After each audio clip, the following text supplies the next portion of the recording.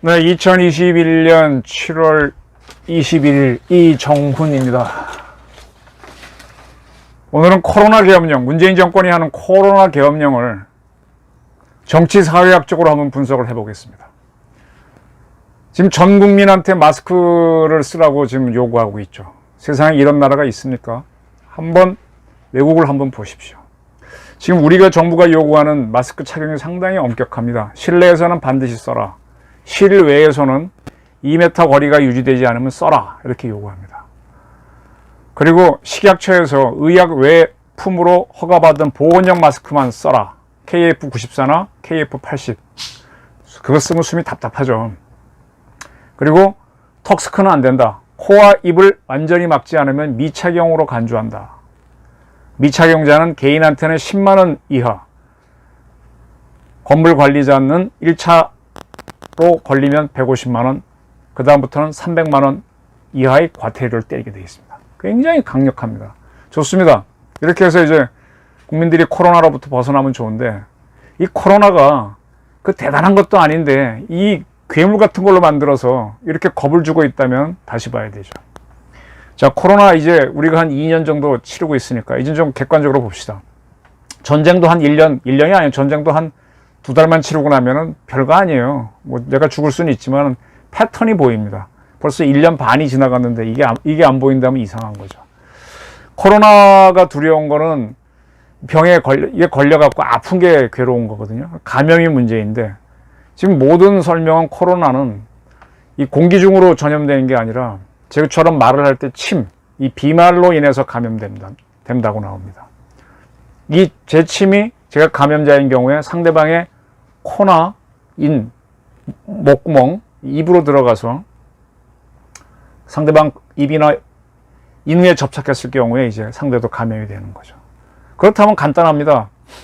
숨 쉬면서 뭐 콧방구 틀 때 코에서 비말 나오는 경우는 있지만 그건 밑으로 가니까 그렇고 서로 말을 하지 않으면 됩니다. 요즘 나훈아 씨의 공연이 인기를 끌고 있어요. 저도 이번 공연을 통해서 공이라는 노래를 처음 들어봤는데 멋있더만요. 공연장에 가면은 우리가 대화합니까? 무대만 바라보잖아요. 물론 이제 여강할 때는 소리 지르고 하니까 이제 뒤통수에 대고 침은 튈 수 있겠죠. 옆에 사람하고 대화도 할 수 있겠지만 그건 문제죠. 극장 가면은 극장에 몰입하게 되면 옆 사람하고 대화하면 안 되죠, 사실은. 그러면은 공연장이나 극장 같은 경우는 그렇게 엄격하게 제한하지 않아도 돼요. 굳이 한다면은 마스크 정도만 꼭 쓰고 있으라 그러면 서로 대화하는 게 아니니까. 그죠? 그 다음에 나훈아 씨는 저 무대에서, 극장에서는 뭐 사람이 아니라 화면이 나오니까 더군다나. 그럼 그렇게 해서 경제를 살릴 필요가 있다는 겁니다. 문제는 어디냐? 술집이냐? 음식점, 노래방에 가게 되면은 서로 마주보고 이야기하니까 침이 튀죠. 예. 저도 좀 침이 튑니다. 심하게 튀는 사람들은 뭐 개거품 학생 때도 침 튀는 선생님이 있으면 애들이 막 손으로 맞고 막 그래서 수업한 기억이 나는데 그런 데서는 좀 위험하니까 그런 데는 제한을 좀 하고, 근데 그렇지 않은 곳들은 좀 열어줘야죠. 안 열어주면 경제가 뭐가 되냐 이거예요. 결국은 정부는 이렇게 돼서 나중에 재난지원금 풀어갖고 자기네가 생색을 내는데, 저 이번에 재산세 꽤 많이 올랐어요. 한 50% 올랐습니다. 신경질이 나 죽겠던데, 이렇게 거둔 돈 갖고 정부가 자기네 생색내서 나눠주는 거 아니에요. 예? 근데 저도 한계가 있죠. 내년에 또 이러고 나서 그러면 저도 이제 퇴직자 되면은 수입도 없는데 죽겠죠. 그럼 저항이 일어나는 거죠. 이렇게 하는 건 좋은 방법이 아닙니다. 자, 지금도 사람이 많이 모이는 곳이 있어요. 가장 대표적인 게 출퇴근길에 버스하고 지하철입니다. 저도 탑니다. 저 타기 싫어서 걸어 다니고 그러는데 마스크 쓰고 말 안 하고 가잖아요. 그럼 할 문제 없습니다. 이렇게라도 해서 사람이 출퇴근을 해야 경제가 돌아가니까 하지 않습니까? 그러면은 이런 소상공인들이 하는 것 중에 마스크 쓰고 할 수 있는 것들은 허가를 해줘야지 전부 다 이렇게 규제를 하면 안 됩니다. 그리고 분명히 아셔야 되는 게, 여름날에 마스크 오래 쓰고 있으면요, 제 입에서 세균이 많이 나오잖아요. 그게 마스크에 붙어갖고 증식 잘 될 거 아닙니까? 그게 거꾸로 저한테 들어옵니다. 좋은 거 아닙니다. 하수구에서는 냄새가 나와야죠. 근데 맨홀 뚜껑에 구멍이 있는데 구멍 다 막아 놓으면은 나중에 폭발합니다. 사람 몸에서 나오는 배설물, 변이라든지 뭐 소변 같은 거 완전히 막아 놓으면 사람이 어떻게 됩니까? 골로 가죠. 그래서 모든 걸 다 막으면 안 됩니다. 열어줘야 됩니다.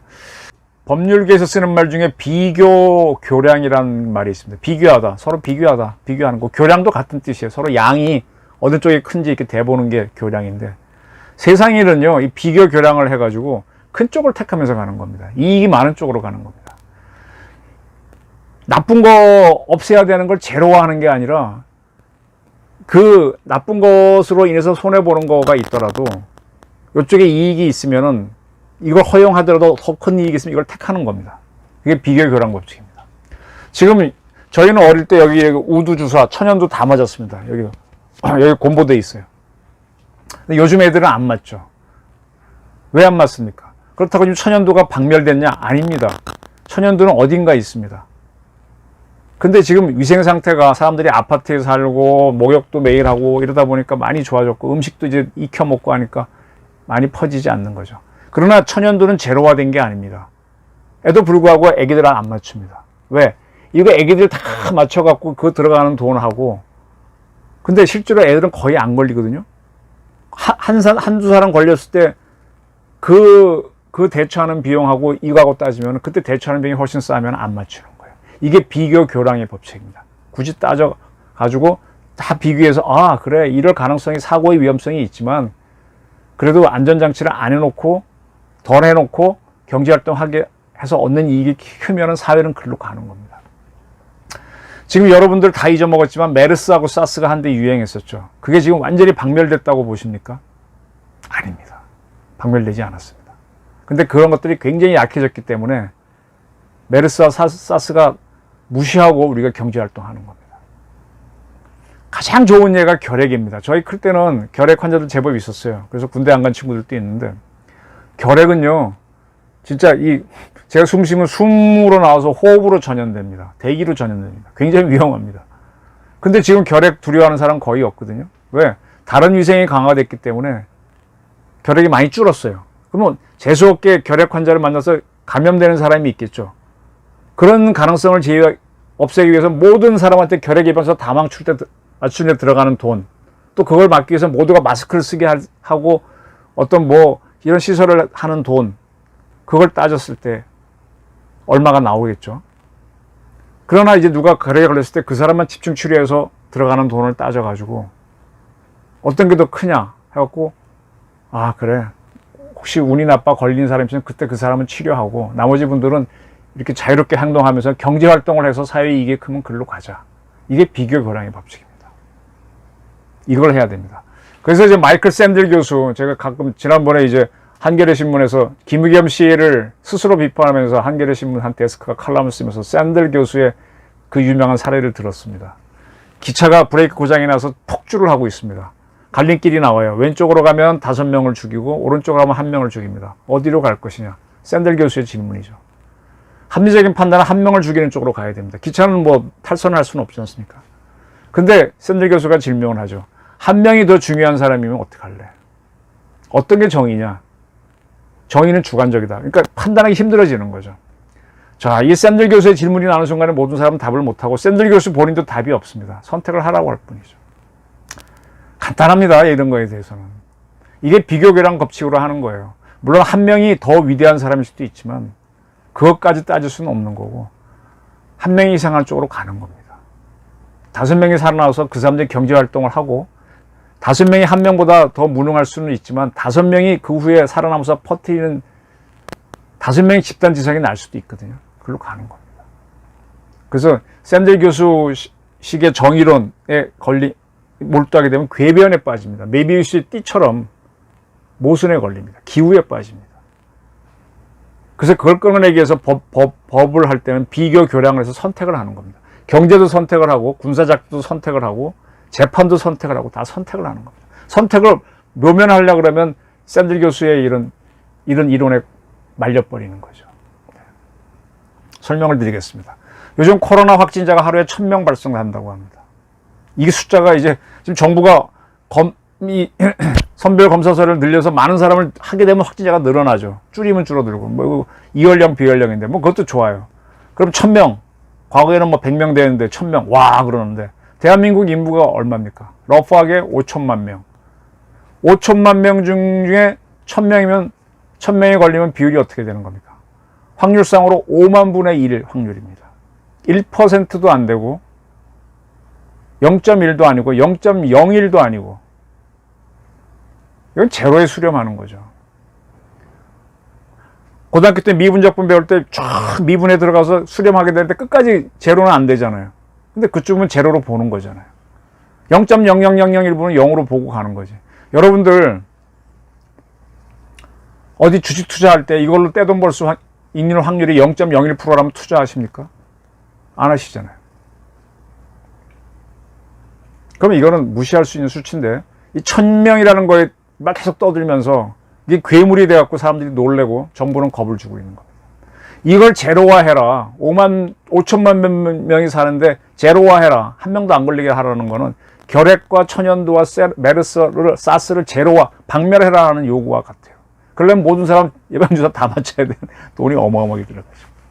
그리고 더 중요한 거, 지금 기승을 부리고 하는 델타 변이는 정부 스스로 발표한 무증상 경증 별 문제 없다고 그러지 않습니까? 감기 정도라고 하지 않습니까? 그런데 뭘? 자, 두 번째 우리 국민들을 두려워하는 게 돌파 감염입니다. 내가 이미 백신을 맞았는데 걸리는 거예요. 지금 박영준 중앙방역대책본부 역할조사팀장이 기자단 백브리핑에서 현재 647명의 돌파 감염자가 있다라고 보고했습니다. 그리고 중요한 말을 했어요. 이는 10만 명당 접종한 사람 기준으로 10만 명당 12명 정도 발생하는 비율이다. 그러면 10,000명당 1.2다. 10,000명에서 1.2다. 그럼 이것도 0.1%도 안 되는 거 아니에요. 지금 우리가 지금 접종을 한 사람 수치는 다 아니까 돌파 감염자 수는 정확하게 나와서 아까 확진자 발생 비율보다는 좀 높습니다.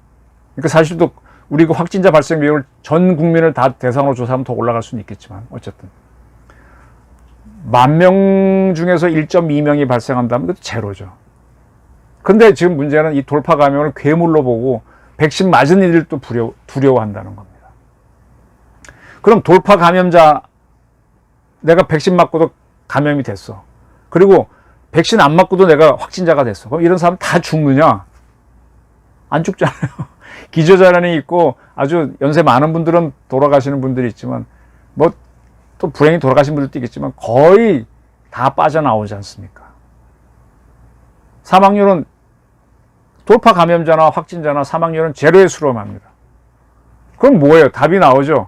대한민국 정부가 할 거는 백신을 빨리 갖고 와서 백신 맞춰주고, 그러면서 지금 모든 경제 행위를 지금 봉급생활자들은 하지만 거기도 보면 뭐 사무실에서 뭐 해라 각종 규제가 들어오면서 겁주는 거잖아요. 경제 활동을 하게 해야죠. 그럼 사회가 이익이죠. 경제 활동 안 하고 꽉 누르면 누가 이익이에요? 정권이 이익이죠. 이게 코로나 계엄령이랍니다. 제가 몇 차례 강조했듯이. 모든 경제 행위를 못하게 하게 되면 당장은 권력을 유지하지만 대한민국 전체 국력으로 보게 되면 그 시시한 코로나 잡으려고 우리 국가 발전을 놓치는 소탐 대실에 걸립니다. 비교 교량의 법칙을 무시한 겁니다.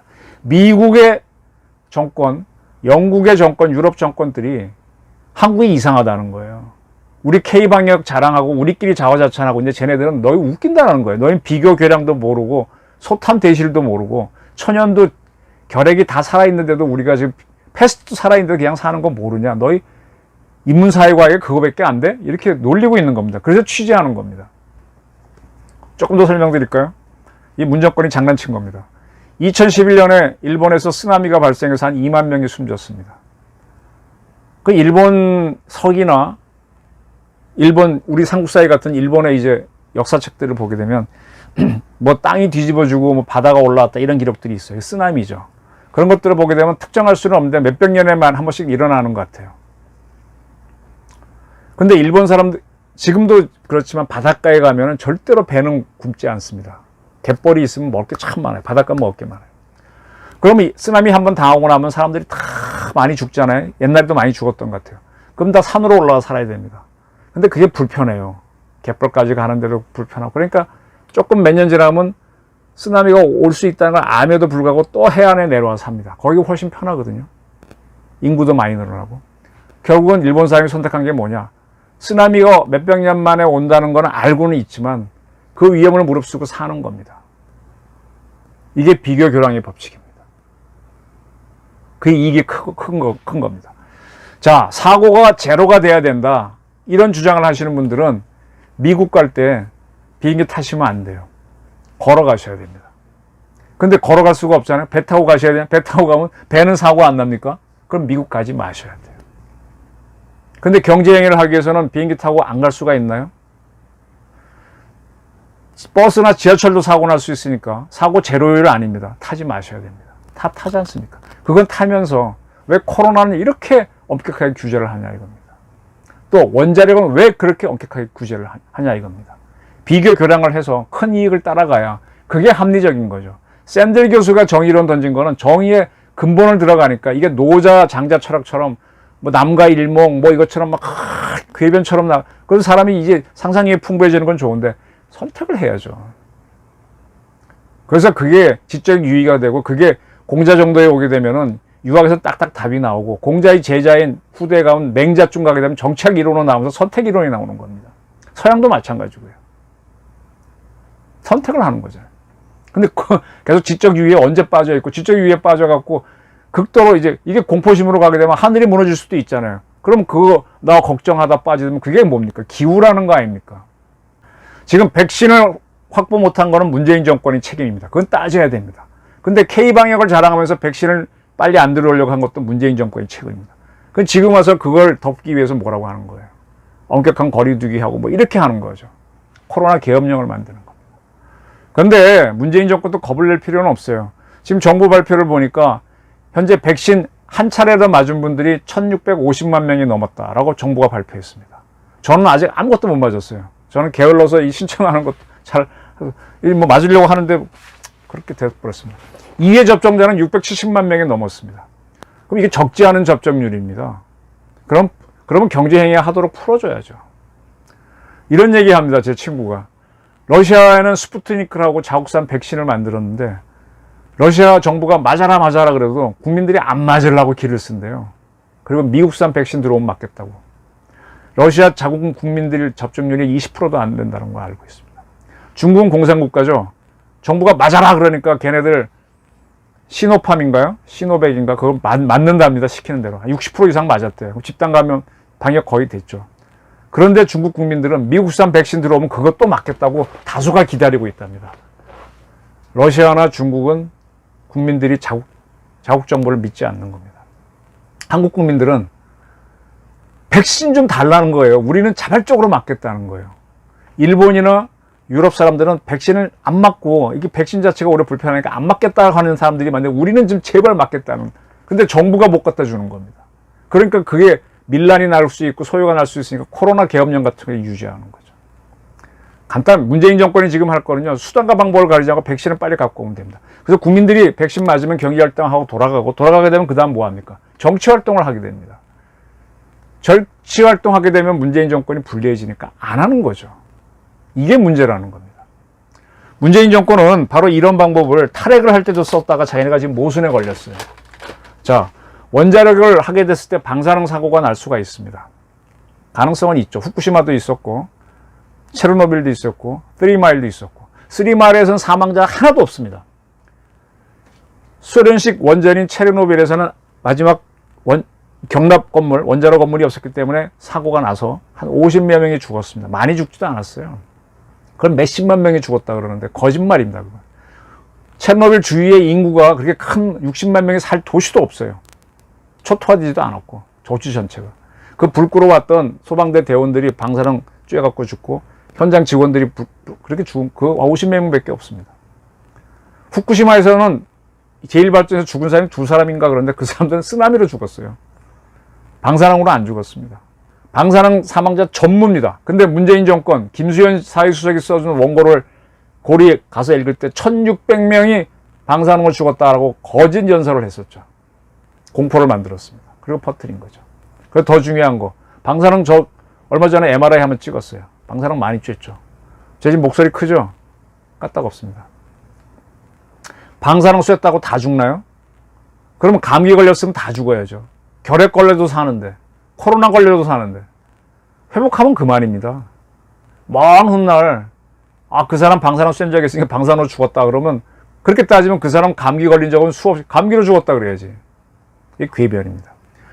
원자력을 해갖고 얻는 전기로 인해서 우리 경제가 얻는 이익하고, 방사능을 제로화함으로 해서 우리가 얻는 이익을 따졌을 때 큰 쪽을 택하는 게 비교 교량의 법칙입니다. 샌들 교수 정의론을 얘기한 그 친구의 궤변에 빠지면 한국 사회는 기우에 빠집니다. 간단합니다. 원전이 갖고 오는 이익이 훨씬 큽니다. 결국은 지금 여름 무지하게 덥죠? 에어컨 맨날 켜고 있죠? 지금 피크타임 올라가니까 어떻게 해요? 정부가 원전 지금 막 가동으로 허가하잖아요. 왜? 전기 안 돌아갔다가 블랙아웃 되면 정권이 한순간에 무너질 수 있고 국민 피해가 엄청나거든요.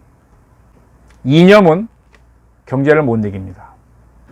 탈핵을 가지고 이 정권을 유지하려고 했었고, 지금은 코로나 계엄령을 통해서 정권을 유지하려고 합니다. 그 과정에서 원전이라고 하는 좋은 경제를 죽이고, 지금은 소상공인을 죽이고 있는 거죠. 결국은 나중에 부메랑이 됩니다. 자기 정권에. 되지만 우선은 필요하니까 하는 겁니다. 이게 모순이죠. 중세 때 유럽에서 패스트, 흑사병이 돌았는데, 그걸 갖고 절대 왕정들이 국민들을 처음엔 자기도 겁내다가, 이거 국민 탄압하는데 말 못하게 하는데 좋네. 그때 이제 시빌리언, 부르주아즈라고 하는 이제 뭡니까? 이 시민들이 나와서 뭔가 요구하는데 그걸 짓누르고 하는 걸로 하게 되죠. 근데 결국은 절대 왕정이 그러다가 터지는 게 뭡니까? 시빌리언 레볼루션, 시민혁명을 당하죠. 프랑스 대혁명, 영국의 명예혁명, 이러면서 유럽 절대 왕정이 붕괴되면서 독재가 무너지는 겁니다. 근데 근대화로 오는 거죠. 지금 이런 식으로 지금 한국이 거꾸로 가면 안 됩니다. 자, 이제 문재인 정부도 코로나19 가지고 이렇게 강력한, 이건 근데 그걸 단계로 하라 이거죠. 봐서. 자, 풀어줄 건 풀어주고, 그래 경제를 돌아가게 해야죠. 그리고 사람들이 살 수 있게 해줘야지. 이렇게 확 눌러놓고 가게 되면 이것도 저것도 그 문재인 정권은 잘하면 다음에 정권 재창출할 수 있을 거예요. 워낙 잘못한 게 많으니까 꼭 하고 싶을 겁니다. 그러나 당신네들이 2번 집권하게 되면 대한민국은 이 활동력을, 엔진이 힘을 잃어서 점점 힘을 잃는다는 거죠. 비교 교량의 법칙을 생각하시고 선택이다. 그리고 방사능 문제하고 원전 사고 제로 문제를 따져가지고 그렇게 하시는 분들은 비행기 타지 마라. 이것만 기억하셔도 코로나 문제 어떻게 푸는지, 정치 사회적으로 어떻게 푸는지 개념을 가지실 겁니다. 경청해 주셔서 감사합니다.